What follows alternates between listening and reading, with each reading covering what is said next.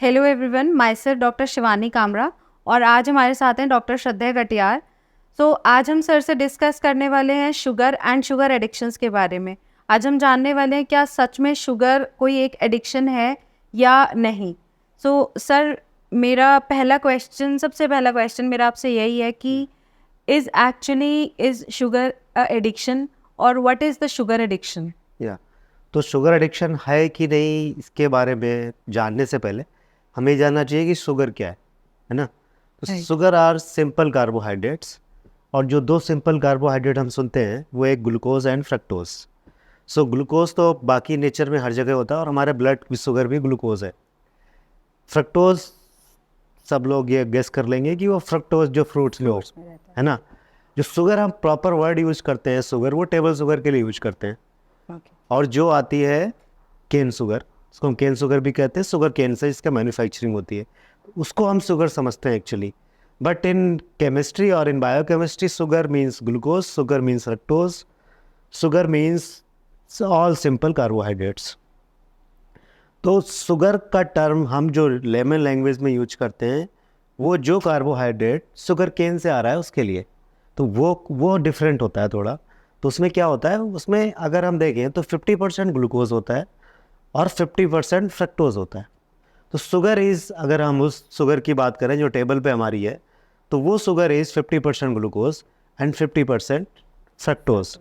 तो fructose and glucose में क्या डिफरेंस है? तो फ्रक्टोज एंड ग्लूकोज में बहुत ज़्यादा डिफरेंस नहीं है, बट नेचर ने डिसाइड किया कि हम ग्लूकोज की जगह फ्रक्टोज का यूज करेंगे to sweet and our fruit. तो उसने, इससे फ़ायदा क्या हुआ? तो दोनों का फार्मूला एक ही होता है, C6H12O6। फ्रक्टोज का भी फार्मूला सेम होता है, C6H12O6।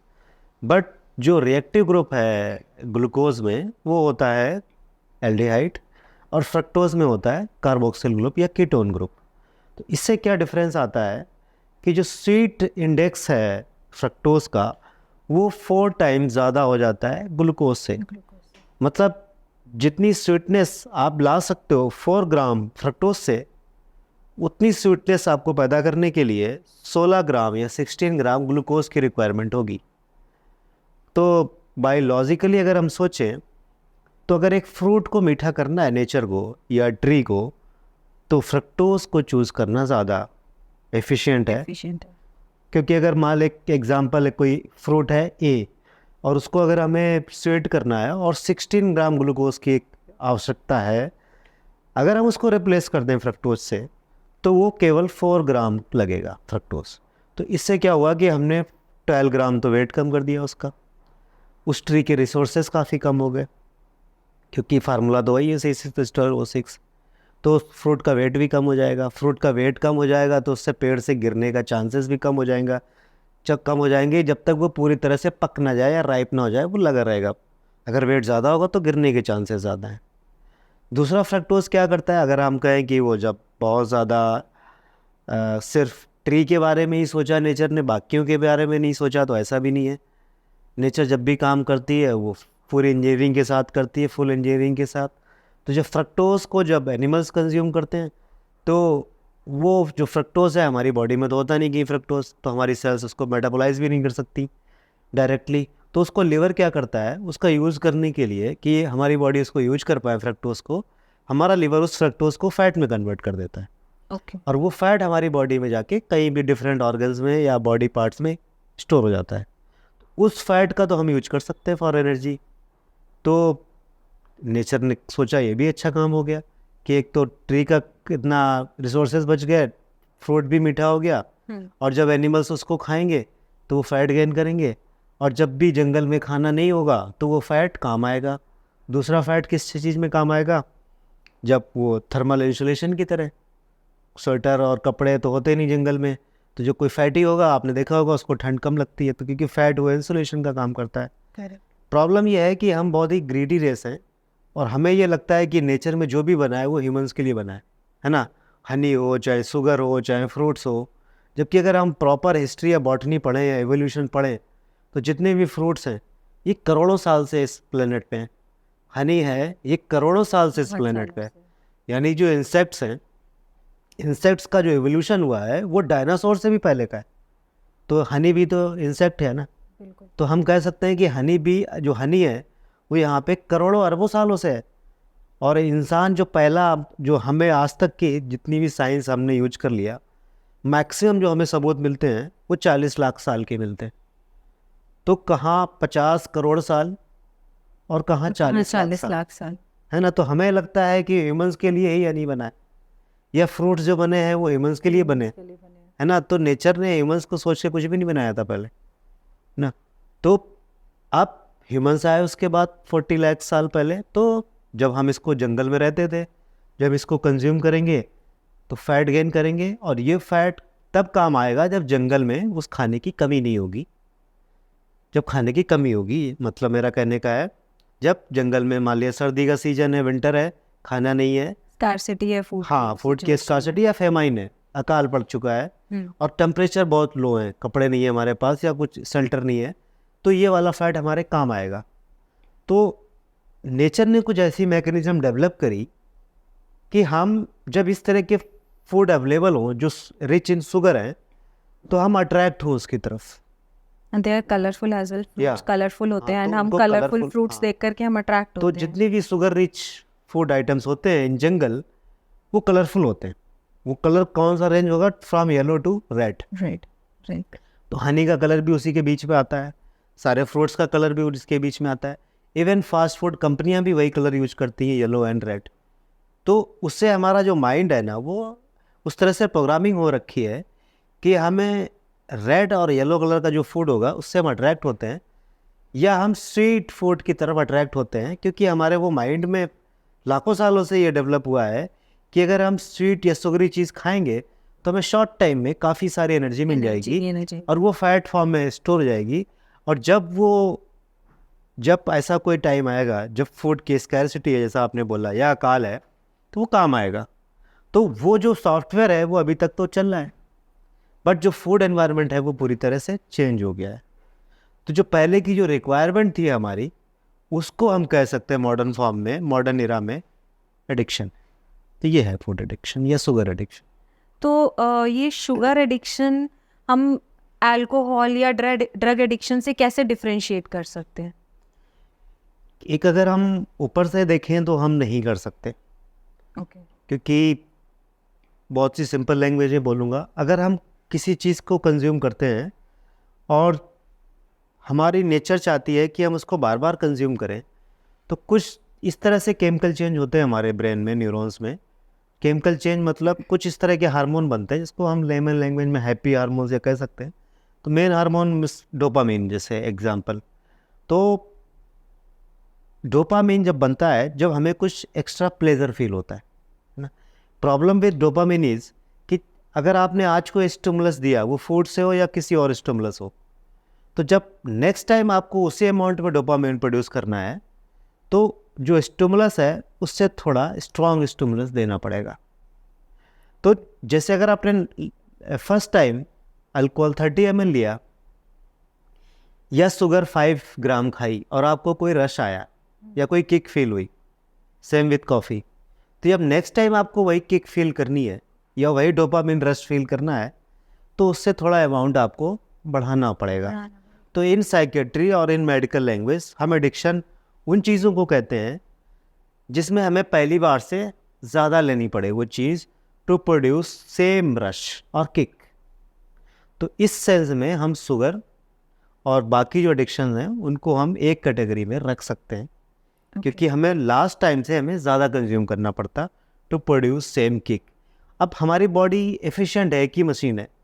अब उसमें जब आपने कुछ खाया और डोपामिन प्रोड्यूस हुआ, तो हर फूड आइटम के लिए हर मैकेनिज्म को अलग अलग डेवलप नहीं कर सकते, है ना। तो आपने कुछ खाया, आपको अच्छा लगा, तो वो शुगर के लिए अलग और अल्कोहल के लिए अलग या किसी और काम के लिए अलग ये बॉडी में इस तरह से डिज़ाइन नहीं किया जा सकता, वरना ब्रेन का साइज़ तो बहुत बड़ा हो जाएगा, फिर तो इतने सारे सेंसर लगाने पड़ेंगे, है ना। तो एक ही मैकेनिज्म से वो सारे काम ब्रेन करता है। जैसे अभी आपने बताया कि ब्रेन में केमिकल चेंजेस होते हैं, तो आप इसको थोड़ा सा और इलैबोरेट करें कि how does sugar addiction effects the brain chemistry? Sugar addiction में जैसे मैंने कहा कि 2 पार्ट हैं शुगर। तो आज हम लोग जो गन्ने से शुगर बनती है उस पर मेन डिस्कस कर रहे हैं Right. हमारा, ये हमारी पब्लिक को पता जाना चाहिए।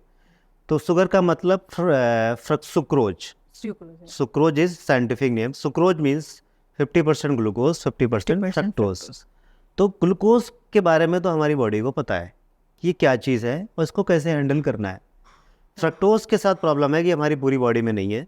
तो जब कोई चीज़ हमारी बॉडी में, हमारी बॉडी उससे यूज टू नहीं है, तो उसको हैंडल करता है मेनली हमारा लीवर। तो अगर आपने 50 ग्राम ग्लूकोज कंज्यूम किया पूरे दिन में, 50 ग्राम फ्रक्टोज कंज्यूम किया, तो 50 ग्राम ग्लूकोज को आपकी पूरी बॉडी हैंडल कर लेगी। बट 50 ग्राम ग्लूकोज को, फ्रक्टोज को सॉरी, हैंडल कौन करेगा? लीवर। तो ऑब्वियसली लीवर पे ज़्यादा प्रेशर आने वाला है। तो लीवर क्या करेगा, इस फ्रक्टोज को जल्दी से किस में कन्वर्ट करना चाहेगा? फ्रक्टोज में, क्योंकि इसको हटाना है उसको। तो इसकी जो मैकेनिज़्म होती है काफ़ी फास्ट हो जाती है। बायोकेमिस्ट्री जो लोग पढ़ते हैं उनको पता होगा। अगर ग्लूकोज से फ्रक्टोज में फैट में कन्वर्ट करना है और फ्रक्टोज को फैट में कन्वर्ट करना है, तो फ्रक्टोज से जो फैट में कन्वर्जन की मैकेनिज़्म है वो ज़्यादा हमेशा फास्ट होती है। और हमेशा बॉडी प्रेफर करेगी कि अगर दोनों ही शुगर आ गई हैं तो फ्रक्टोज को पहले हटाया जाए बॉडी से। तो फ्रक्टोज को जल्दी से फैट में कन्वर्ट करके बॉडी स्टोर कर लेती है। दूसरा क्या करती है, आपने देखा होगा कि फ्रक्टोज का source is honey and fruits. तो मेनली ये जंगल में कब आते हैं? अगर हम कॉमर्शियल फ्रूट्स को हटा दें और कॉमर्शियल हनी को हटा दें, तो हमें फ्रूट्स अवेलेबल होंगे मेनली गर्मियों में, समर्स में। और हनी भी अवेलेबल होगा स्प्रिंग टू समर में। विंटर में आपको हनी अवेलेबल नहीं होगा और फ्रूट्स अवेलेबल नहीं होंगे। तो नेचर भी चाहती है कि हम विंटर में फ्रक्टोज का कंजम्पशन ज़्यादा करें, है ना। आपको एक चीज़ पता है कि क्या विंटर में हमारी जो फूड क्रेविंग्स हैं वो कम होती हैं, ज़्यादा होती हैं? समर्स में हमारी हंगर कम हो जाती है, हमें भूख नहीं लगती, भूख नहीं लगती है, प्यास बल्कि हाँ। ज़्यादा रहती अब सोचो अगर आपको भूख नहीं लगे, जैसे आपने देखा होगा कि गर्मियों में ना हमारी क्रेविंग्स कम हो जाती हैं, हंगर भी हमारी कम हो जाती है, हमें कुछ खाने का मन नहीं होता, और सर्दियों में बढ़ जाती है। तो अगर गर्मियों में खूब सारे फ्रूट्स आए हुए हैं और हनी भी लगा हुआ है और आपको क्रेविंग ही नहीं है, हंगर ही नहीं है, तो नेचर क्या लगेगा कि फ़ायदा क्या है सब करने का।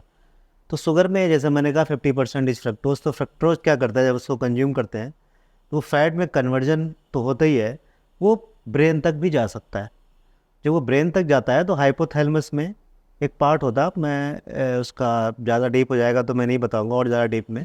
तो हाइपोथैलेमस में जाके वो क्या करता है, हमारे जो सेंटर होते हैं हंगर सेंटर, उसको एक्टिवेट करता है, और जो सैटिस्फैक्टरी सेंटर है ना, उसको क्लोज कर देता है। ओके। तो फ्रक्टोज का ये नेचर है कि वो हमारे हंगर्स को बढ़ाता है, हमारी क्रेविंग्स को बढ़ाता है और सैटिस्फैक्टरी को कम कर देता है। तो आपको पता ही नहीं चलेगा कि आपकी भूख कब ख़त्म हो गई, आप खाते रहोगे अगर आपका फ्रक्टोज का कंटेंट ज़्यादा है उस फूड में, ओके। है ना।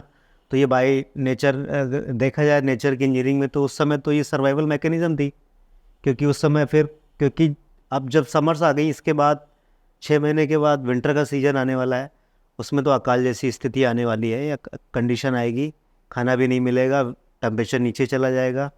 तो नेचर चाहती थी कि हम समर्स में फ़ैट को गेन करें, है ना। तो आजकल तो उसी कंडीशन नहीं आती। विंटर में तो हमें इंसुलेशन की ज़रूरत नहीं, और विंटर में ऐसा कुछ नहीं हो रहा कि एफएमाइन आ रहा है या हमें खाने की कुछ कमी हो जाएगी। तो ये जो डिफेंस मैकेनिज़्म थी उस टाइम, ये हमें अब प्रॉब्लमेटिक हो गई है सिचुएशन, क्योंकि अब अगर हम फ्रक्टोज खाते हैं या शुगर जैसी चीज़ें खाते हैं, तो काम मैकेनिज़्म तो उनकी वही है, हमारे हंगर सेंटर को एक्टिवेट करेंगे, हाँ, और सैटिस्फैक्टरी सेंटर को भी इफेक्ट करेंगे। तो हमारी ब्रेन की बायोकेमिस्ट्री से ये प्ले करता है। तो जो ये गेम था प्ले करने का, ये पहले हमारे लिए डिफेंस मैकेनिज़्म था, बट अभी हमारे हेल्थ के लिए ये उल्टा असर कर रहा है। सर, हाउ कैन एनीबडी जज हिमसेल्फ और हरसेल्फ कि ये प्रॉब्लम मेरे साथ हो रही है, या फिर how can you realise itself कि ये मेरे साथ शुगर एडिक्शन स्टार्ट हो गया है? तो देखो, शुगर एडिक्शन का जो सबसे पहला साइन होता है वो होता है कि अगर आपने खाना खाया और आपकी भूख नहीं जाती, अगर आपको लगता है कि आपने बहुत अच्छा खाना खाया फिर भी कुछ खाने का मन करता है या मीठा खाने का मन करता है। दूसरा होता है कि आप बहुत ज़्यादा लंबे समय तक बिना खाने के नहीं रह सकते, आपको कुछ स्नैकिंग की ज़रूरत पड़ेगी, या आपकी टोटल मील्स ही बहुत ज़्यादा होंगी। अगर हम साइन पे जाएं तो बॉडी में बहुत सारे चेंजेस होते हैं, स्किन की क्वालिटी और वो सब। फिर अगर हम टेस्ट कराना चाहें तो फैटी लीवर, इंसुलिन रेजिस्टेंस। और फिर टेस्ट कराने पे जाएं तो अगर मैं बेसिक कहूँ कि सिम्टम्स क्या होते हैं, तो आपकी क्रेविंग्स नहीं आती, आपको ज़्यादा क्रेविंग्स फील होती हैं, आप बहुत समय तक भूखा नहीं रह सकते, और फास्टिंग का नाम सुनते ही आपको डर लगता है। तो ये तीन मेन सिम्टम्स यही होते हैं। इस कंडीशन में आप कह सकते हो कि आप शुगर एडिक्ट हो। ओके। क्योंकि आप कौन सी तीन कंडीशन हो गई? आप ज़्यादा देर तक फास्ट नहीं कर सकते, है ना, क्रेविंग ज्यादा रहती खाने के है, बाद भी कुछ खाने का मन करता है ना, और क्रेविंग्स जो होती क्रेविंग है। ज्यादा रहती है। तो इन चीज़ों से हम कह सकते हैं कि आप शुगर एडिक्ट है। तो how can anybody break this cycle? या how can you break this cycle of this जैसे क्रेविंग? आपने पहले पूछा था कि एडिक्शन है, ये भी हमने डिस्कस भी किया कि शुगर भी एडिक्शन है। तो अगर मैं आपसे पूछूं, मैं शुगर की बात ही नहीं करूंगा, अगर अल्कोहल एडिक्शन है तो इसका ट्रीटमेंट क्या होगा? वही जो आजकल नशा मुक्ति केंद्र चल रहे नहीं, हैं, मैं नशा बट मुक्ति दैट केंद्र इज तो नहीं नॉट जा द रहा। एक्चुअल तो नशा सॉल्यूशन, मुक्ति केंद्र बट यू में भी have to control on your own या कि तो नशा मुक्ति केंद्र में भी क्या करते हैं वो? क्या आपको अल्कोहल सर्व करते हैं? Definitely not. हाँ, तो इसका ट्रीटमेंट क्या हुआ? अपने आप को खुद कंट्रोल करो, कंट्रोल करना मतलब हमें शुगर का एडिक्शन, मतलब एडिक्शन का नहीं, इनटेक कम करना है। कम करना है। बट हमें ये समझना होगा कि बॉडी क्रेव क्यों कर रही है शुगर के लिए। तो sugar is a form of condense energy. बहुत शॉर्ट टर्म में आपको एनर्जी, इंस्टेंट एनर्जी मिल जाती है। राइट। तो या जैसे अगेन, ये जब मर रहे हो आप, sugar is best food to have. Okay. अगर कोई अकाल से मर रहा है, मरने ही वाला है, तो सबसे अच्छी चीज़ क्या है? कौन सा खाना है? शुगर, है ना। तो बॉडी को ये आप सिग्नल दे रहे हो अपनी लाइफ स्टाइल से, या जो आपके खाने का रूटीन है, कि कुछ फेमाइन जैसी कंडीशन है, या खाने की जो क्वालिटी है आपकी वो उतनी अच्छी नहीं है। वो ऐसा ही खाना है जो खाना तब अवेलेबल था जब खाना था ही नहीं, या बहुत स्कैरसिटी में था खाना। तो किन चीज़ों से हो सकता है? आपकी खाने की क्वालिटी ख़राब हो, क्वालिटी, या आप खाना तो खा रहे हो, है ना, बट वो आपकी गट एब्जॉर्व ही नहीं कर पा रही, कोई गट इश्यूज़ हैं आपको। तो जब बॉडी को अल्टीमेटली न्यूट्रिएंट नहीं मिलेंगे, तो बॉडी ये सोचेगी कुछ भी नहीं मिल रहा तो एटलीस्ट शुगर तो मिल जाए, शुगर तो मिल जाए। तो आपको शुगर की क्रेविंग होगी, है ना। दूसरा मैंने क्या कहा कि आपने फ्रक्टोज खाया और वो ब्रेन पे गया, और जितने भी एडिक्शंस होते हैं वो डोपामिन रश लाते हैं। आपको डोपामिन आएगा तो आपको अच्छा लगेगा। अब आप वही वाली फीलिंग फील करना चाहते हो। फिर जब फील करना चाहते हो तो आपका तो माइंड में जो न्यूरॉन्स है वो वायर्ड हो गए कि ये जो मैंने वो लास्ट टाइम कंज्यूम किया था उससे मज़ा आया था मुझे, जब वही वाला मज़ा लेना है तो वही वाली चीज़ खानी वही पड़ेगी, वाली चीज़ खानी पड़ेगी, है ना। तो इस विशियस साइकिल को तोड़ने के लिए हमें डिफरेंट टाइप की चीज़ें करनी पड़ेंगी, है ना। तो डोपामिन तो आप तेज़ दौड़ के भी ले सकते हो, बिल्कुल, है ना। डोपामिन तो आप ट्रैवलिंग करके भी ले सकते हो। डोपामिन तो आप बहुत सारा वजन उठा के भी ले सकते हो, है ना। डोपामिन तो आप कुछ अच्छा पढ़ के भी ले सकते पढ़ हो। के भी ले सकते हैं। तो मेरा कहने का मतलब है कि अपने आप को, माइंड को डाइवर्ट भी करना है, और फूड की क्वालिटी भी बढ़ानी है आपको। क्वालिटी का मीन्स उसकी न्यूट्रिशनल वैल्यू भी हमें बढ़ानी है। Basically dopamine is feel good hormone, या सो आपको जरूरी नहीं है कि हाँ। फील गुड करने के लिए यू हैव टू ईट हाँ, शुगर तो ओनली। डोपामिन तो आप कहीं से भी ले सकते हो, जरूरी नहीं शुगर से। Whatever the things make you feel good, जो आपकी हैबिट आपको अच्छा बनाती है उसमें आप जाओ। खाने की, जैसे मैंने कहा, क्वालिटी बढ़ा लो, एक्सरसाइज करने की क्वालिटी बढ़ा लो। दूसरा क्या होता है? इंस्टेंट एनर्जी, मैंने वर्ड यूज किया। जब आपको एकदम से इंस्टेंट एनर्जी चाहिए तो कौन देगा आपको? ग्लूकोज या शुगर, है ना। इमेजिन आप जंगल में हो और आपने 3 दिन से कोई खाना नहीं खाया, आपको हाइपोग्लाइसीमिया जैसी सिचुएशन है, ब्लड शुगर नीचे जा रही है, बिल्कुल लेथार्जिक हो, आपको लग रहा है कि अब आप 2 कदम भी नहीं चल सकते, आप किसी पेड़ के नीचे बैठ गए। करेक्ट। उसी टाइम क्या हो गया? 10 मीटर पीछे से शेर की बोलने की, दौड़ने की आवाज़ आ गई, है ना। तो उस समय पता नहीं आपके पास कहाँ से एनर्जी आएगी कि लाइफ टाइम सबसे फास्टेस्ट रन करोगे आप। I am imagining that situation. हाँ, तो सोचो ये एनर्जी एकदम से कहाँ आ गई, कहाँ से आई? अभी तो अब तो 2 कदम नहीं चल पा रहे थे। इस सिचुएशन में क्या होता है कि बॉडी स्ट्रेस में जाती है, और स्ट्रेस में जाने से क्या होता है, हमारी जो किडनी है ना, इसको हम रीनल कहते हैं, मेडिकल फंक्शन, राइट। हाँ, रीनल। तो किडनी का मेडिकल नेम इज रीनल। तो रीनल के ऊपर एक एड्रिनल ग्लैंड्स होती है। Ad means just the above the kidney. हाँ, तो just above the kidney glands होती हैं दोनों तरफ, दोनों किडनी पे एड्रिनल ग्लैंड्स। तो adrenal glands are for emergency purpose. जब बॉडी में कुछ भी काम नहीं कर रहा होता है, आपका दिमाग भी काम नहीं कर रहा होता है, तो एड्रिनल ग्लैंड काम करती है। तो एड्रिनल ग्लैंड क्या करती हैं, बहुत सारा कॉर्टिसोल हार्मोन निकालती है, बहुत सारा एकदम से वो ब्लड में आता है, और कॉर्टिसोल हार्मोन सीधे लीवर में जाता है। और लीवर क्या करता है, अगर आपकी बॉडी में कुछ भी फूड अवेलेबल नहीं है, तो आपकी मसल से, आपकी बोन से विद इन सेकेंड्स उस प्रोटीन को जो बोन एंड मसल्स में है, किस में कन्वर्ट कर देगा, ग्लूकोज में, ग्लूकोज। है ना। तो वो बहुत सारा ग्लूकोज तुरंत रिलीज कर देगा आपकी ब्लड सर्कुलेशन में, वहाँ से आपको तुरंत एनर्जी मिल जाएगी। अब यहाँ से मैं थोड़ा सा टॉपिक से हटूँगा 2 मिनट के लिए। इमेजिन कि वो जो लायन है, वो आजकल के ज़माने में आपका स्पाउस हो सकता है, अगर वो आपको स्ट्रेस दे रहा है ना, 24 आवर। आपके बच्चे हो सकते हैं, आपके पेरेंट्स हो सकते हैं, आपका कोई फैमिली मेम्बर हो सकता है जिसके साथ आपकी टॉक्सिक रिलेशनशिप है, आपका बॉस या मैनेजर हो सकता है ना, या आपका कोई फ्रेंड हो सकता है। इमेजिन आपको एक न्यूज़ चैनल देखने का बड़ा शौक है, डिबेट देखने का, तो वो कांग्रेस बीजेपी की या पार्टी के लोग लड़ रहे हैं, आपके दिमाग को तो लगेगा कि आप ही लड़ रहे हो, आपके साथ ये प्रॉब्लम है, तो दिमाग को लगेगा सम स्ट्रेस इज देयर, है ना। या आप कोई फैमिली ड्रामा या इस तरह का कोई सीरियल देख रहे हो, उसमें जो स्ट्रेस चल रहा है वो अपने आप पे ले रहे हो, तो आपके दिमाग को लगेगा कि आपके साथ हो रहा है। तो इन सारी सिचुएशंस में क्या होगा, कॉर्टिसोल रिलीज होगा और आपको बहुत सारा ग्लूकोज बनाएगा। तो बहुत सारे लोग देखा होगा कि बहुत अच्छा क्लीन खाना खाते हैं, फिर भी उन पर रिजल्ट नहीं आते, क्योंकि उनकी लाइफ में स्ट्रेस है ना, या उनका वर्क में स्ट्रेस है, उसकी वजह से वो अच्छा खाना खा भी रहे हैं, फिर भी उनका लीवर बहुत सारा ग्लूकोज बना रहा है। तो अल्टीमेटली जो बॉडी रन कर रही है, वो बहुत सारे ग्लूकोज पे ही रन कर रही है। तो that means to get the results for anything, for any good thing, like, तो you need to reduce your stress as well. खाने के साथ साथ आपको अपना स्ट्रेस भी मैनेज करना है जी। स्ट्रेस मैनेज करने के लिए ही तो सारे religion, music, meditation, yoga, relationships, ये तो स्ट्रेस कम करने के लिए बनाए गए थे। राइट। जैसे कि आज के टाइम में हम बहुत देख रहे हैं, अगर हम फूड इंडस्ट्री की तरफ जाते हैं, और फूड इंडस्ट्री में if we go to the package foods and if you check the nutritional facts about it, तो उसमें सबसे ज़्यादा हमें कंटेंट फैट और शुगर का ही दिखता है। So do you what exactly do you really think कि गवर्नमेंट को कुछ इसके लिए मेजर्स लेने चाहिए for the food industry to reduce the sugar content for the food?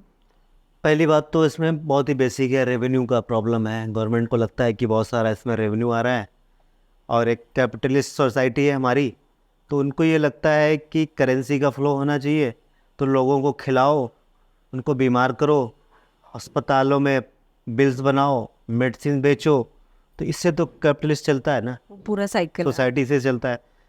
आप वो ये भी कहते हैं कि अगर ये सब सिस्टम हम नहीं चलाएंगे तो फिर से हम गरीबी की तरफ चले जाएंगे। तो एक सिस्टम को रन करने के लिए उनको लगता है, एक सिस्टम को लगता है कि हमें इतने सारे सिस्टम चलाने पड़ेंगे।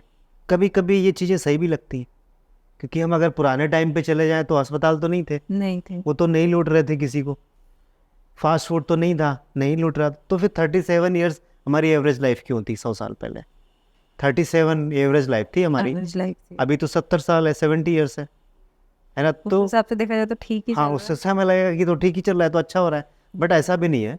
पूरी पिक्चर हमें देखनी चाहिए। पहले बहुत सारी प्रॉब्लम थी, इन्फेक्शियस डिजीजेस थी, बच्चे पैदा होते ही 40-50% मर जाते थे।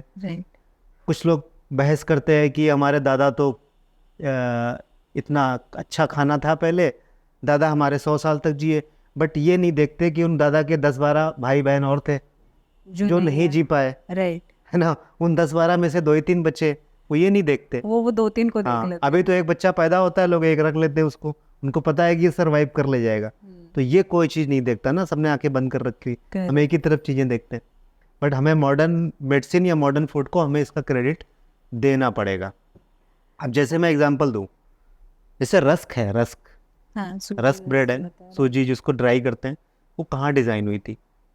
वो डिज़ाइन हुई थी, जैसे अफ्रीका में आपने देखा होगा, फोटोज़ देखी होंगी, बच्चे मरते हैं, लोग अभी भी मरते हैं वहाँ अकाल से। अब अफ्रीका में ना बिजली है और ना को वहाँ फूड चेन है, तो अगर यूएन को अपना फूड प्रोग्राम वहाँ चलाना है और वहाँ किसी और कंट्री से वहाँ ब्रेड ले के जानी है, तो ख़राब हो जाएगी, ब्रेड तो ख़राब हो जाती 3-4 दिनों में। फ्रिज भी नहीं है तो दूध भी ख़राब हो जाएगा, कोई फूड नहीं।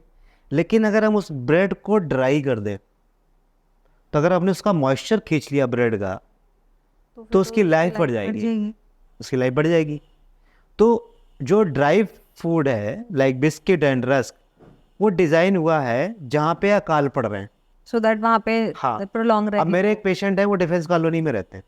ओके, अब उनके बंगलों की जो प्राइस है वो 150 करोड़ रुपए, रियल पेशेंट बता रहा हूँ मैं। अब वो 70 साल के अंकल हैं, अब वो डायबिटिक पेशेंट हैं, बट उनसे रस्क नहीं छोड़ी जा रही। उनको सुबह 2 रस्क चाहिए चाय के साथ, वो नहीं छोड़ सकते। बट रस्क किसके डिजाइन हुई थी? फेमाइंस और हाँ। वाली सिचुएशन के लिए तो जहाँ मॉडर्न फूड को गाली देना तो आसान है, बट हम ये डिफ्रेंशिएट नहीं कर पाते वो किस लिए आया था। अब जैसे फ्रूट जूस, अब पता चला कि वो अच्छे नहीं है, बट अभी 20-30 साल से तो हमें लग रहा था अच्छे हैं, बट हमने क्यों देख के शुरू कर दिया था? पहले आपने देखा होगा 20-30 साल पहले सारी फ्रूट जूसेस की शॉप कहाँ होती थी? अस्पताल के बाहर, हाँ हॉस्पिटल्स के बाहर ये अस्पताल के आसपास ही मिलती थी, उसके अलावा कहीं नहीं होती थी। क्यों? क्योंकि जो हॉस्पिटलाइज पेशेंट है वो सॉलिड फूड नहीं खा सकते और उनको शॉर्ट टर्म में बहुत सारा एनर्जी चाहिए। राइट, तो वो हॉस्पिटलाइज लोगों के लिए शुगर या जूस जो है ना वो अच्छी चीज़ है।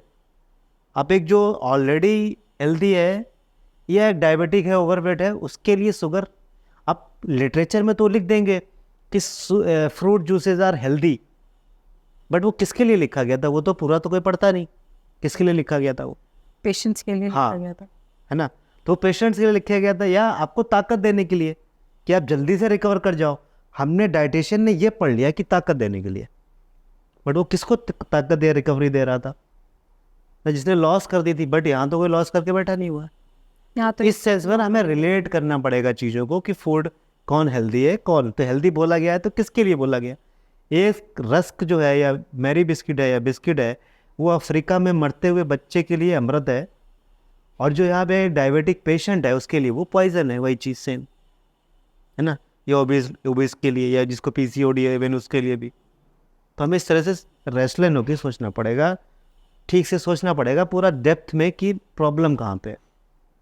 जैसे आपने कहा कि वो एडिक्शंस कैसे डेवलप होते हैं। जो हमारे फूड टेस्ट बड हैं ये 3 फूड आइटम्स के लिए हाईली इवॉल्व हैं। अब वो 3 चीज़ें क्या होती? सबसे ज़्यादा एनर्जी किस में होती है? शुगर, सबसे ज़्यादा एनर्जी शुगर में नहीं होती, फैट में होती है। बट हाँ, टेस्ट बड्स तो शुगर को ही इंस्टेंट एनर्जी होती, फास्ट एनर्जी होती। शुगर इज फास्ट एनर्जी, सबसे ज़्यादा नहीं होती। सबसे ज़्यादा एनर्जी होती फैट में, फैट में होती है ना। एंड एक चीज़ और है जो हमें नहीं मिलेगी तो मारे जाएंगे, वो क्या चीज़ है? सॉल्ट, है ना। तो इन 3 चीज़ों के लिए भगवान ने स्पेशल टेस्ट बड हमको दिए हैं। तो सारी फास्ट फूड कंपनियां क्या करती हैं? बहुत सारा सॉल्ट लेती हैं, फैट लेती हैं और शुगर लेती हैं, इसीलिए, और इन तीनों का कुछ मिक्सचर बनाती हैं।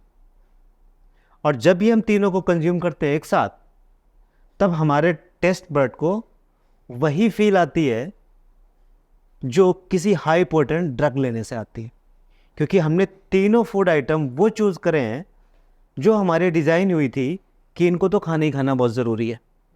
ट्रू, है ना। तो सारे जो फास्ट फूड हैं यही देखना, उसमें शुगर ज़रूर होगी, फैट खूब सारा होगा, और क्या होगा? सॉल्ट होगा। तो जैसे कि अभी हमने ये बात ही करी, जैसे अब हमारे जो भी फूड इंडस्ट्री जो इस टाइप का फूड बना रही हैं, जैसे for example we can say chips हो गए, आइसक्रीम्स हो गई, बच्चे इन चीज़ों की तरफ बहुत ज़्यादा अट्रैक्ट हो रहे हैं, और somehow what I can see is कि childs are getting more into this sugar addiction.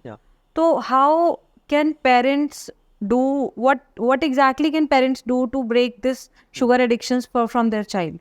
या इस वीडियो देखने के बाद मुझे लगता है बहुत लोगों को समझ आएगा कि क्या करना चाहिए। जैसे अगर अल्कोहल हम पीना शुरू करते हैं, अभी गवर्नमेंट ने एज रखी हुई है 25, है ना। शुगर की कोई एज नहीं रखी हुई है। अगर मैं कहता हूँ अगर शुगर ईयर 2000 के बाद आती तो ये एक बैंड सब्सटेंस होता, या फिर लाइसेंसिंग के थ्रू मिलती जैसे अल्कोहल मिलता है। बट 50-60 साल पहले तक ही हम अकाल से मर रहे थे और शुगर उससे पहले आ गई थी। 100 साल पुराना प्रोडक्ट है शुगर। अकाल, अभी तो फेमाइन आया था, बंगाल का फेमाइन आया था 1942-43 में, उसमें बहुत 50 लाख लोग मारे गए थे, मालूम है।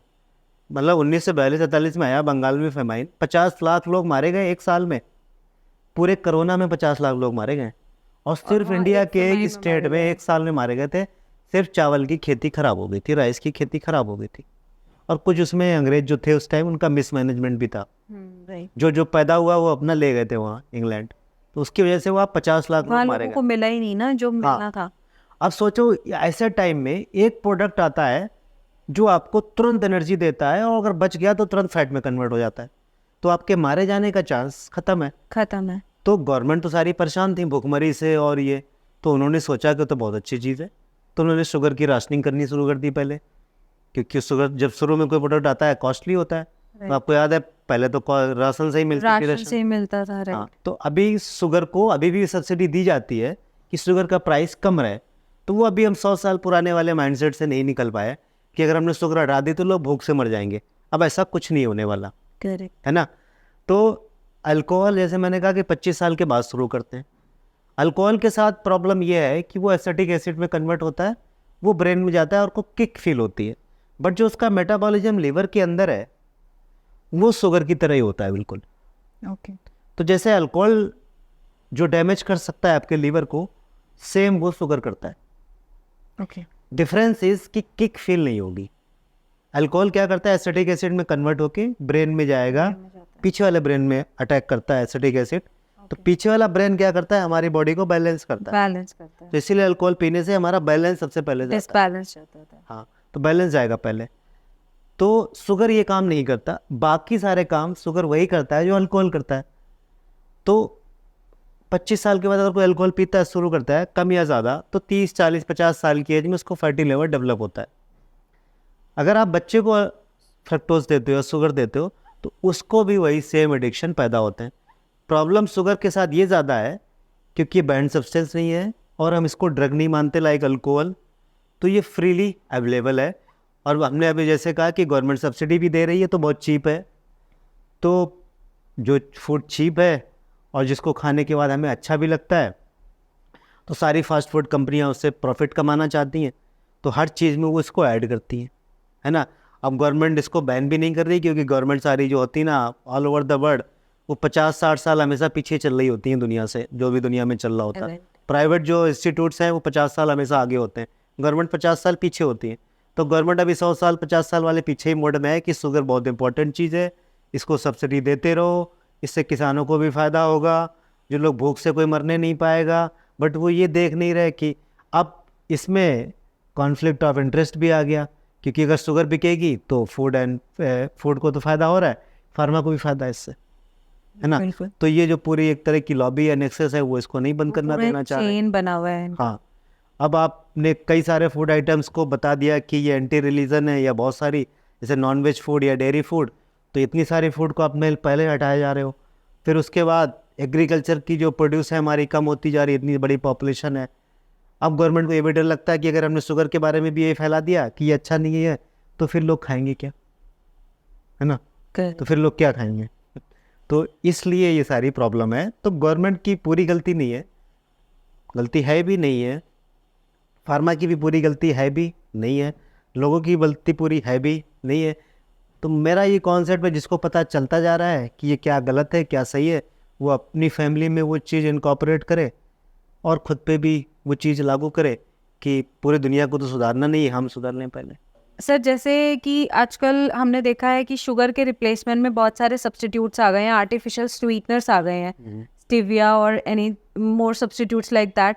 तो डू यू रियली थिंक कि दीज सब्स्टिट्यूट्स आर वर्किंग? मैं हमेशा अपने पेशेंट पे इस तरह से काम करता हूँ कि उसको स्वीट की क्रेविंग ही ना हो, मीठे की क्रेविंग ही ना हो, वो इस तरह, या फिर उसका माइंडसेट इस तरह से चेंज हो कि हमें ये क्यों लेना है। तो मेरा कॉन्सेप्ट है कि अगर स्वीटनर से अच्छा है, स्वीटनर तो मैनमेड प्रोडक्ट है ना। शुगर को हम कह सकते हैं kind of nature made, kind of nature ने बनाया है।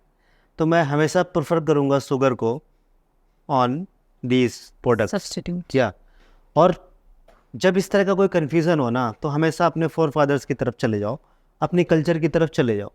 कल्चर क्या है हमारा, हमें स्वीट हम कब खाते थे, चलो कुछ मीठा हो जाए, कब करते हैं हम, जब कोई खुशी का मौका होता था। राइट। अब हम आजकल 365 दिन ही खुशियाँ मना रहे हैं। अब जब आप 365 दिन ही खुशियाँ मनाओगे ना, तब प्रॉब्लम होगी, तो प्रॉब्लम है ना। जो 365 दिन दिवाली होली मनाओगे ना, वहाँ से प्रॉब्लम है। प्रॉब्लम मालूम है और कहाँ भी है? हम दिवाली में एक्चुअली दिवाली मना ही नहीं रहे होते। दिवाली के टाइम तो हमारे बहुत नखड़े होते हैं कि हम डाइटिंग पे हैं, हमें डायबिटीज़ है, हम वेट कम करें, हमें नहीं खानी। ट्रू। बट ये जो जितने भी त्यौहार थे, ये खुशियाँ थी, ये सोच कर डिज़ाइन करी गई थी। आपके अंदर जितना पागलपन है और कुछ खाने का पागलपन है, या और त्योहारों पे कोई निकालो, पागलपन, कोई नशा करना चाहते हो, यहाँ करो। बाकी दिन क्यों करना है। लेकिन जब वहाँ अपने को रोकोगे ना, तब जब बाकी टाइम आएगा, तब आप क्रैव करोगे फिर। ये होता तो जब इस तरह का कोई त्यौहार आता है, तो आप खुल के पूरा एंजॉय करो, जो ड्रग करनी है करो, जो मिठाइयाँ खानी है पेट भर के खाओ, इतना खाओ कि आपकी बॉडी रिपल करने लगे, है ना। तो अगर 365 दिन होते, कितने खुशियाँ के दिन होते? 15-20 दिन, 30 दिन। करेक्ट। तो अगर आप 30 दिन शुगर खा रहे हो, तो आपको कुछ भी प्रॉब्लम नहीं होने नहीं वाली। होगी। हाँ, अगर एक कप चाय मीठी पी लेते हो, कुछ भी प्रॉब्लम नहीं होने वाली इससे। So we should cut out this वो वाली गिल्ट फीलिंग से निकलना है। राइट। शुगर बैड चीज़ नहीं, मैंने जैसे कहा कि जो लोग भूखे मर रहे हैं उनके लिए भी, जो लोग नहीं खा सकते उनके लिए भी वो बैड चीज़ नहीं है। बट थोड़ा माइंड खुल के या आंखें खोल के उन्हें देखना पड़ेगा कि क्या प्रॉब्लम क्या है। तो जैसे मैंने देखा लोग क्या करते हैं, सुबह हनी लिया वेट लॉस के लिए, फिर दोपहर में बिस्किट लिए 2 विदाउट शुगर। अब अगर आप शुगर डालोगे एक टी में, तो 1 बिस्किट के बराबर ही तो उसमें होगी शुगर, बट 2 बिस्किट ही खा लिए। अब उसमें दिखावे के लिए कि हमने इसमें शुगर नहीं डाली, हमने चाय फीकी पी है, लेकिन हाँ, हमने चाय चाय पी के ली साथ है, 2 बिस्किट बिस्किट खा खा लिए, लिए जो 2 चम्मच शुगर 2 के चम्मच बराबर शुगर थे, के बराबर है। तो उसका तो फिर- कोई फायदा ही नहीं हाँ, है ना। फिर हमने दोपहर में 2 चपाती खा ली, जिसमें 7-8 चम्मच चीनी है ना। फिर उसके बाद दाल वाल भी, इसमें भी चीनी है ना। तो हमें थोड़ा माइंड ओपन करके खाना पड़ेगा। अगर आप ज़्यादा दबाओगे ना किसी चीज़ को, फिर आपकी बॉडी ज़्यादा क्रेव करती है। तो नहीं शुगर नहीं खानी, नहीं शुगर, आपने हार्ड एंड फास्ट रूल बनाया, तो फिर आपका अट्रैक्शन पैदा होगा उस चीज़ को। जैसे मैं एग्जांपल दूं, इस घर के बाहर मेन डोर है, उस गली में लोग आ जा रहे हैं, कोई दिक्कत नहीं है। मैं क्या करूं, चौक से या पेंट से उस मेन डोर पे बाहर लिख दूं कि अंदर झांकना मना है ना। तो फिर जो गली में बंदा जा रहा होगा, अगर थोड़ा उसमें हिम्मत होगा तो तुरंत झांक लेगा। अगर हिम्मत ही नहीं होगा तो रात में आके झांकेगा, जो कोई देख ना ले कि यहाँ पे मना है तब भी झांक रहा है। तब भी तो जहाँ पे आप वो लगा देते हो बैन, वहाँ पे फिर अट्रैक्शन आता है। अट्रैक्शन आता तो मैं कहता हूँ कि अपना माइंड ना ओपन रखो हर चीज़ के लिए। मुझे शुगर बैन क्यों करनी, मैं खा सकता हूँ, है ना। कब खाना है वो मेरे फोर फादर्स ने बताया हुआ है, मेरे रिलीजन या कल्चर ने बताया हुआ है मुझे कब खाना है ना। जैसे मेरी फेवरेट मिठाई है कलाकंद, तो जब भी होली दिवाली या मिल्क केक, होली दिवाली रक्षाबंधन आता है, तो मैं सीधे ½ kg के राउंड खाता हूँ, इससे कम नहीं खाता फिर मैं। है। Very nice. फिर उसके बाद नहीं खाता, है ना। ये बहुत सही और है, जो लोग खाओ कहते हैं, तो एक ही बारी खाओ, जो वीडियो नहीं तो शेयर मत करते खाओ। हैं कि हमने 5 साल से केक नहीं खाया, ये फिटनेस, मुझे वो में कोई इंटरेस्ट नहीं है ऐसे लोगों में। अगर आपके पास एक ही लाइफ है, आप यहाँ एंजॉय करने आए हो, एंजॉय द फुलेस्ट। कुछ पे बैन नहीं करना। जब आप इस तरह का माइंड सेट रखोगे हमें बैन नहीं करना, मैं समोसा भी कभी भी खा सकता हूँ, तब आपका मन नहीं करेगा खाने का, है ना, कि मैं खा सकता हूँ। लेकिन आप ये सोचोगे कि नहीं नहीं मेरे डाइटिशियन ने मना किया, आप 2 दिन रुक जाओगे, 3 दिन रुक जाओगे, 4 दिन, हार्डली ज़्यादा से ज़्यादा 6 महीने। 6 महीने के बाद आप खाओगे, और फिर जब खाओगे तो बहुत ज़्यादा खाओगे। लेकिन सर अगर हम कंट्रोल नहीं करेंगे बिल्कुल भी अपने ऊपर, अपना माइंड को बिल्कुल इतना फ्री कर देंगे, तो फिर इस तरीके से तो आगे प्रॉब्लम्स बढ़ेंगी। मैंने कहा कि हमें रिप्लेस करना है चीज़ों को। अगर आपका घड़ा भरा है तो उसमें पानी डालने की ज़रूरत ही नहीं।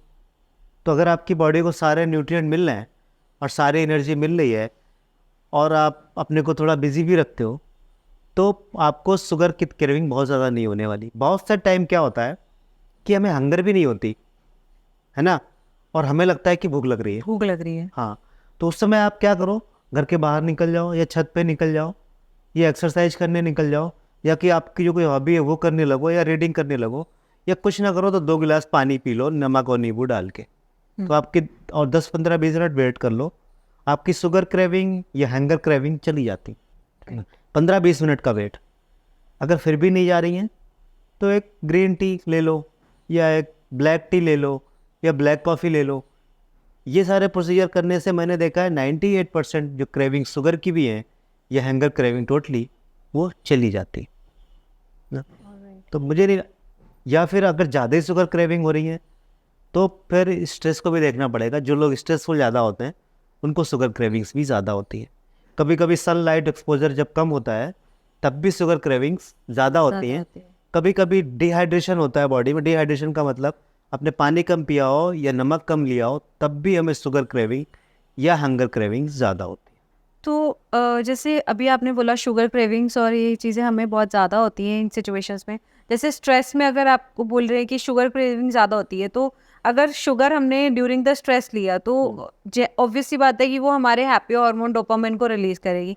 लेकिन ऑन अ कॉन्ट्रेरी साइड अगर हमारा adrenal gland cortisol hormone produce कर रहा है तो वो तो फिर कोलाइड हो जाएगा। और शुगर आपकी और रेज होगी। एक तो कॉर्टिसोल भी शुगर बना रहा है और आपने एक्स्ट्रा और शुगर एक्स्ट्रा शुगर ले लिया। उसको काउंटर करने के लिए क्या आएगा? इंसुलिन आएगा। तो जितना ज़्यादा शुगर होगा उतना ज़्यादा इंसुलिन आएगा, है ना। तो अब इंसुलिन ऊपर आएगा। अब अगर इंसुलिन एकदम से तो नीचे जाएगा नहीं। तो इंसुलिन जब ऊपर रहेगा, इंसुलिन आपकी बॉडी में तो है। अब आधा घंटा हो गया, 30 मिनट हो गए, 1 घंटा हो गया, अब इंसुलिन तो ऊपर ही, एकदम से 2-2.5 घंटे तो वो रहेगा उसका लेवल। बिल्कुल। तो इंसुलिन का काम क्या है? शुगर को कंट्रोल करना, शुगर को कन्वर्ट करना या उसको उठाना वहाँ से ब्लड से और लीवर के पास ले जाना। अब उसने अपना ये तो काम कर लिया, है ना। अब इंसुलिन अभी भी वहाँ पे है और शुगर ख़त्म हो गई। तो अब क्या होगा? तो आप क्रेव करोगे कि आप फिर से ग्लूकोज की कहीं से सप्लाई दो। तो जिनका इंसुलिन हाई होता है उनको भी शुगर क्रेविंग्स बहुत होती है। तो इंसुलिन हाई का मतलब जिनको इंसुलिन रेजिस्टेंस हो या प्री डायबिटीज़ हो या जो बहुत फ्रिक्वेंट मील खाते हो, तो अगर इंसुलिन का लेवल हाई है तो इसीलिए आपने देखा होगा लंच के बाद लोगों को मीठा खाने का बहुत मन करता है।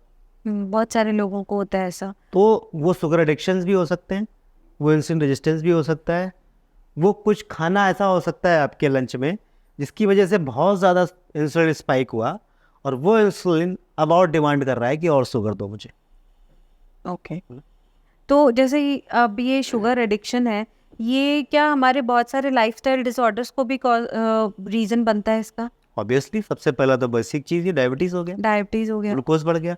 अब यही फैट जाके आपकी बॉडी में ग्लूकोज ज़्यादा हुआ तो पैंक्रियास कंट्रोल करेगा इंसुलिन के थ्रू, तो ये लीवर इसको फैट में कन्वर्ट कर देगा। ये फैट आपकी बॉडी में डिपॉजिट होगा तो ओबेसिटी आएगी।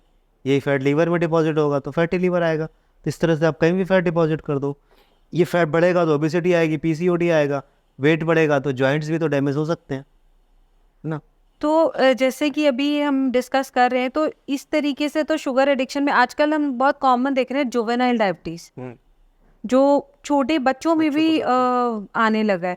तो क्या ये शुगर एडिक्शन ही उसका एक रीज़न है? ऑब्वियसली वही रीज़न। शुगर का मतलब सिर्फ वो टेबल शुगर का मतलब नहीं होता है। शुगर हर चीज़ में मिलाई हुई होती है उन्होंने। इवन जो भजिया आती है मार्केट में जिसको हम नमकीन आइटम समझते हैं, उसमें आप इंग्रेडिएंट में देखना 5 से 6% शुगर होती है। उसमें भी शुगर रहता है। हम गर्मियों में जलजीरा पानी पीते हैं।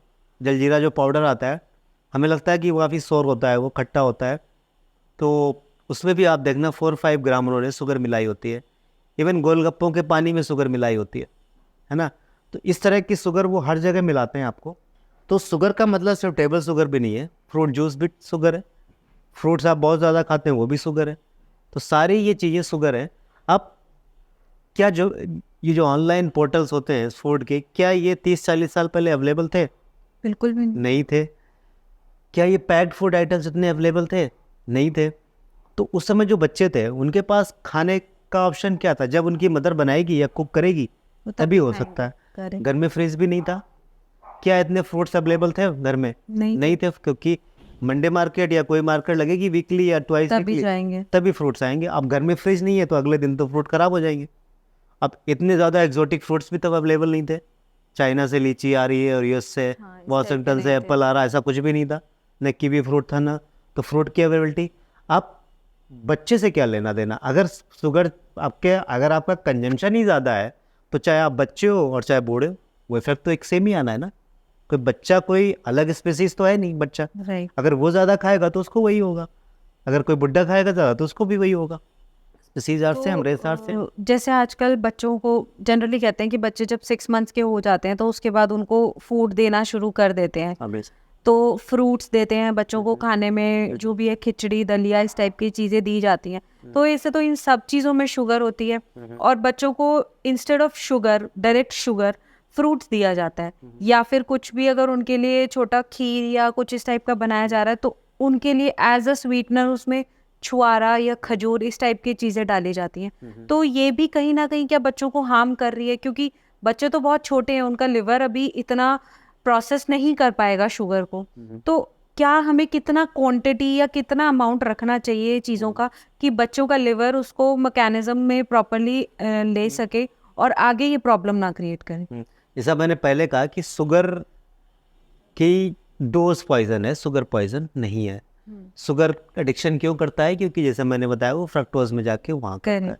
तो अगर आपका माइंडसेट अच्छा है, आपका ओपन माइंड है, तो वो चीज़ें आप कंट्रोल कर लोगे। बच्चों को कंट्रोल करने के लिए अगर बच्चे का लीवर छोटा है या ब्रेन छोटा है तो उसका स्टमक भी तो छोटा है, बिल्कुल, उसका मुंह भी तो छोटा है, वो उतना कंज्यूम ही नहीं कर सकता है ना। बच्चा ग्रोइंग फेज में भी तो है, एडल्ट तो ग्रोइंग फेज में नहीं है। तो ग्रोइंग फेज में है तो ऑब्वियसली उसको कुछ अगर वो ज़्यादा कंज्यूम करता है तो वो can handle, child can handle those things, okay, है ना। जो भी आप अगर नेचर से कोई चीज़ आ रही है, अगर आप उसको खिलाओगे तो वो उसको हार्मफुल नहीं होने वाली। नेचर से जैसे चीज़, कोई पैक्ड फूड आइटम, वो तो नेचर नहीं दे रही वो तो नेचर का नहीं है है ना। अगर आप उसको जूस पिलाते हो या फ्रूट खिलाते हो तो जूस तो नेचर ने नहीं दिया, फ्रूट दिया है। तो अगर आप नेचर की डायरेक्ट दी हुई कोई चीज़ देते हो उसको, तो जनरली वो बच्चों को नुकसान नहीं करने वाली है। बच्चों को वही चीज़ें नुकसान करेंगी जिसमें आदमी ने अपना थोड़ा दिमाग लगाया होगा, जैसे पैक्ड फूड चीज़ें, जूसेस, या उसकी मदर कोई बहुत फ्राइड चीज़ें उसे खिला रही है। तो फ्राइंग भी तो एक तरह का ह्यूमन इंटरवेंशन ही है ना, बिल्कुल, है ना। तो जब तक हम नेचर के करीब रहेंगे बच्चा बीमार होने वाला नहीं है। वहाँ पे शुगर का और उसका कोई रिलेशन नहीं है। Okay. What are the safest food जो हम बच्चों को दे सकते हैं to prevent from juvenile diabetes? मुझे लगता है सेफेस्ट फूड से ज़्यादा हमें प्रिवेंट करना चाहिए कि कौन सी चीज़ें हमें नहीं देनी है। तो सबसे पहले हमें पैक्ड वाली चीज़ें नहीं देनी है। डेयरी आइटम्स को 1 साल के बाद कम कर देना चाहिए, स्पेशली मिल्क को। बाकी कर्ड और बटर मिल्क इस तरह की चीज़ें कंटिन्यू, घी एंड ये कंटिन्यू कर सकते हो। प्रोटीन का अमाउंट हमें मॉडरेट ही रखना चाहिए। एग्स और नॉनवेज देने में कोई बुराई नहीं है। इवन आप देखना कि सारे बच्चे सबसे ज़्यादा जो लाइक करते हैं, अगर आपका 1 साल का कोई बच्चा है या 1.5 साल का, उनके पास आप एग्स रख दो, नॉनवेज रख दो, वेजिटेबल्स रख दो या कोई और प्रोडक्ट रख दो, तो वो हमेशा एग्स और नॉनवेज की तरफ जाते हैं, ज़्यादातर बच्चों को देखा गया है। तो अगर इस तरह का अगर फैमिली में अलाउ है तो वो खिला सकते हैं। बच्चा आपको बता ही देगा कि उसका पेट कब भर गया है। और आजकल एक बहुत ही माँ बाप बहुत ज़्यादा क्वेश्चन पूछते हैं कि सब लोग कहते हैं कि मेरा बच्चा बहुत दुबला पतला है, क्या करें। राइट, एक्चुअली सारे बच्चे जो है ना दुबले पतले ही होते हैं, सारे एडल्ट भी दुबले पतले होते हैं, है ना। Okay. तगड़ा वही बनता है जिसने जिम में बहुत मसल्स बनाई हो, वो तगड़ा बन सकता है, या फिर जिसने फैट गेन किया हो। तो यही 2 लोग तगड़े हो सकते हैं। या इन 2 के अलावा जिम में जाके जिसने बहुत सारे एनाबॉलिक नहीं लिए या बहुत ही मोटिवेटेड नहीं है, 15-20 साल से लगातार जिम कर रहा है, बहुत सारा वेट उठा रहा है और अच्छा खाना खाता है, वो आपको तगड़ा दिखेगा, मोटा दिखेगा। या जिसने फैट गेन किया है। तो एक नॉर्मल बंदा या बंदी या बच्चा दुबला पतला ही होता है, वो नॉर्मल चीज़ है, उसमें कोई घबराने की चीज़ नहीं होती। हमें एक्टिविटी लेवल देखने होते हैं। अगर बच्चा लेथार्जिक है, एक कोने में बैठा रहता है, बाहर खेलने का मन नहीं करता, कोई दोस्त नहीं है, बाहर धूप में खेलने का मन, तब समझ जाओ कुछ प्रॉब्लम है। अनटिल एंड अनलेस बच्चा एक्टिव है, बच्चा हाँ, तब सेडेंटरी कुछ में नहीं नहीं है, करना, तो तब तब तक तक कुछ नहीं बच्चा करना। ओके। सो आज हमें डॉक्टर श्रद्धा ने बहुत सारी चीज़ें बताई जो शायद हम लोगों को पता भी नहीं था कि हमें बच्चों को कैसे हैंडल करना है, कैसे बच्चों का शुगर एडिक्शन निकालना है। Thank you so much sir for helping our audience to know how to break the sugar addictions for childrens and for the adults as well. Thank you so much sir. क्यों है?